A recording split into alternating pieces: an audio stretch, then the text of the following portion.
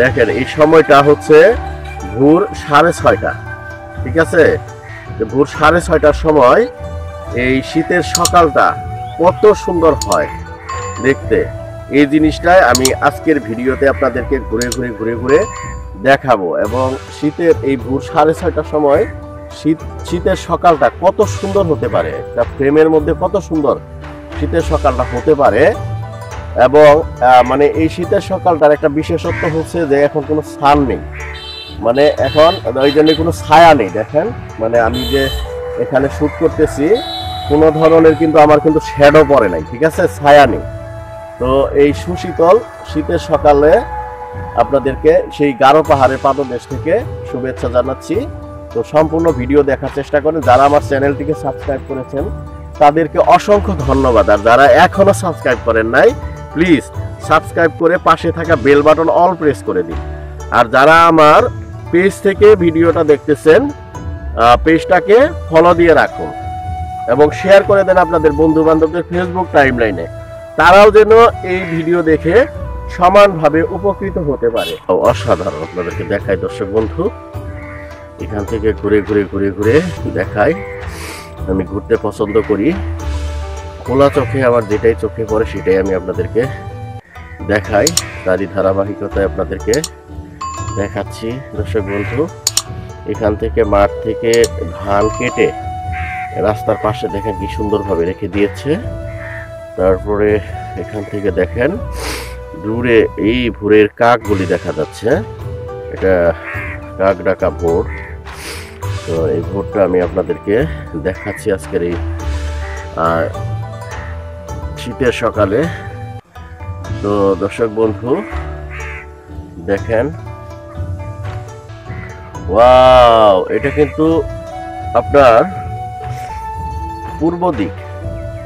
তো পূর্ব দিকে এখনো সূর্য দেখা যায়নি। এখানে যে আপনারা এই সোজা যে একটা দেখতেছেন, মানে রাস্তা দেখতেছেন, মানে ক্ষেতের বাতর দেখতেছেন, এই সোজাই কিন্তু আপনার পূর্ব দিকে কিছুক্ষণ পরে সূর্যটা উঠবে, ঠিক আছে? সূর্যটা উঠে এরকম লাল হয়ে থাকবে। তো ওই সূর্যটাও আমি আজকে আপনাদেরকে দেখানোর চেষ্টা করব।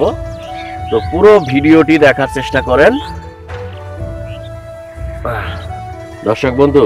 এই মেঠো পথ, যারা অনেক দিন এই মেঠো পথে হাঁটেন না তারা কিন্তু এই মেঠো পথটা দেখতে পারেন কত সুন্দর।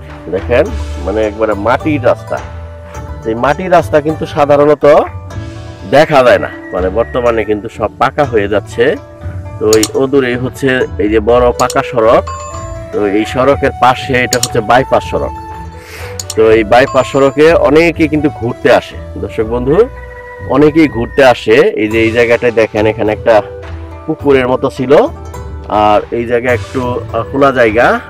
তো আমি খুব ঘুরে চলে আসছি।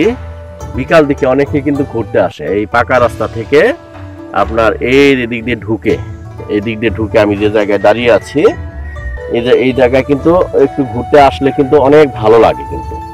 তারপরে আপনারা দেখেন এখান থেকে এই পাকা রাস্তা থেকে সেই মেঠো পথটা চলে গেছে। এই মেঠো পথ দিয়ে হাঁটলে আপনারা কিন্তু বুঝতে পারবেন যে আসলে বাংলার গ্রামীণ সবুজ প্রকৃতি কত সুন্দর, কত সুশোভিত একটা সবুজ প্রকৃতির মাঝে আমরা বসবাস করি আমাদের বাংলাদেশের মানুষ। কিছুদিন আগে এই ক্ষেতগুলি আপনার ছিল, মানে ধান ছিল, ধানগুলি কাটা হয়ে গেছে। তো এখন এগুলির মধ্যে যে স্কিমের আবাদ হবে, মানে শীতকালে যে ধানটা হয় ওটাকে স্থানীয় ভাষায় স্কিম বলা হয়। তো স্কিমটা কি? স্কিমটা হচ্ছে আপনার এখানে সম্পূর্ণ সেচের উপর নির্ভর করে। তো এখানে এই জমিগুলির নিচ দিয়ে কিন্তু আপনার পাইপ আছে, একটা জায়গা থেকে আপনার এরকম পাইপে সেই প্রত্যেকটা ক্ষেতের প্লটে কিন্তু পানি দেওয়ার ব্যবস্থা আছে। তো এখন এগুলি কিন্তু স্কিমের আবাদ হবে, ঠিক আছে? আবার অনেকে দেখা গেল যে যাদের আশপাশে বাড়ি ঘর আছে, সেই বাড়ি ঘরে আপনার সেই পানির পাম্প, মানে সেই তারা যে ট্যাঙ্কিতে যে পানি ব্যবহার করে পাম্পের একটা লাইন তারা কিন্তু খেতে দিয়ে দেয়। যেমন আমরাই এইভাবে মানে ওই ট্যাঙ্কি লাইনের পাশ দিয়ে আরেকটা আমরা মোটা পাইপ রাখছি, সেখান থেকে পানিটা আমরা খেতে দিই। খেতে দিয়ে এখানে সবজি, তারপরে ধান, এগুলো আবাদ হয়। তারপর পুকুরে পানি কমে গেলে তখন পুকুরে কিন্তু আমরা ওইভাবে পানি দেওয়ার ব্যবস্থা করি। তো এইভাবেই কিন্তু গ্রামীণ অর্থনীতির চাকা কিন্তু সচল আছে, ঠিক আছে। মানে শহরের চেয়ে গ্রাম এটা কিন্তু শত গুণে, মানে এখানে আপনি থেকে খেয়ে আপনার কিন্তু শান্তি, ঠিক আছে। তো শহরে আমি কিন্তু ছিলাম 12 বছর ছিলাম ঢাকার শহরে, তো আমি কিন্তু শান্তি পাই নাই। মানে এখানে ঢাকা শহরে আপনি সবই পাবেন, টাকা পাবেন, তারপরে আপনার পদ পদবি পাবেন, সব কিছু পাবেন, কিন্তু একটা জিনিস পাবেন না, এটা হচ্ছে সময়, শান্তি।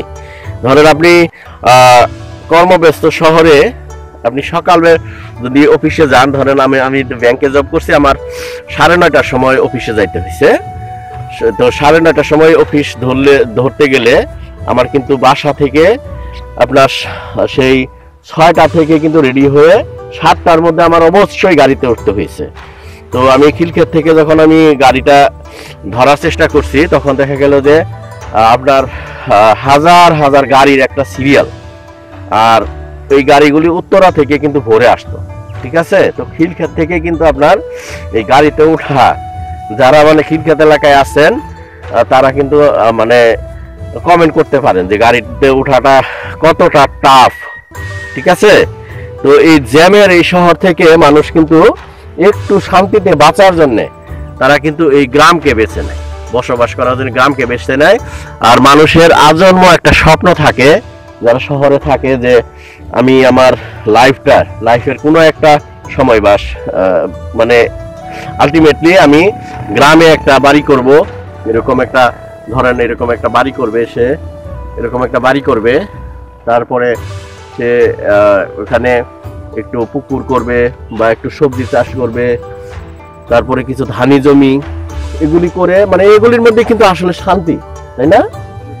তো এই জীবনটা কিন্তু আসলে মানুষকে হাতছানি দেয়, ঠিক আছে। তো আমি যখন ছিলাম ঢাকাতে ছিলাম এবং করোনার সময় আমি চলে আসছি, মানে আমি যখন এই MBA করি তখন কিন্তু আমার এক ফ্রেন্ড আমাকে বলছিল যে তুমি কি গ্রামে যাবা না কোনো দিন। তো তখন আমার কিন্তু এরকম একটাই ছিল যে না, আমি আমার গ্রামে কখনো যাওয়ার আসলে সুযোগই নাই, কারণ জব একটার পর একটা, মানে জব সুইচ করা, তারপরে প্রমোশন হওয়া, একটার পর একটা হাতছানি কিন্তু থাকতেই থাকে, মানে লাগাতার ভাবে থাকে। তো যাই হোক, করোনা সিচুয়েশন কিন্তু মানুষকে কিন্তু আসলে দম নিয়ে বাঁচার জন্য একটা আলহামদুলিল্লাহ সুযোগ দিয়েছে। এবং এই গ্রামকে ভালোবাসুন, ঠিক আছে। গ্রামের মেঠো পথ, যাদের আজন্ম স্বপ্ন এই মেঠো পথ, তারা কিন্তু এই ভিডিওটা দেখে একটা সুন্দর একটা অনুভূতি নিতে পারেন। তো আমার এই চ্যানেলে আমি বিভিন্ন জায়গায় বিভিন্ন দৃশ্য দেখিয়েছি, তো তারই ধারাবাহিকতায় আজকে দেখালাম। তো গত বছর আমি খেজুরের রসের ভিডিও দেখিয়েছি, তো এবারও আমি খেজুরের রস কোনো এক সময় আরো সকালে উঠে খেজুর গাছ থেকে খেজুরের রস পাচ্ছে, তাই না? তো সম্পূর্ণ ভিডিও দেখার চেষ্টা করেন। যারা আমার চ্যানেলটিকে সাবস্ক্রাইব করেছেন তাদেরকে অসংখ্য ধন্যবাদ, আর যারা এখনো সাবস্ক্রাইব করেন নাই প্লিজ সাবস্ক্রাইব করে পাশে থাকা বেল বাটন অল প্রেস করে দিন। আর যারা আমার পেজ থেকে ভিডিওটা দেখতেছেন পেজটাকে ফলো দিয়ে রাখুন এবং শেয়ার করে দেন আপনাদের বন্ধু বান্ধবদের ফেসবুক টাইমলাইনে, তারাও যেন এই ভিডিও দেখে সমানভাবে উপকৃত হতে পারে। তো আজ এখানে রাখছি। Thank you for watching. আল্লাহ হাফেজ।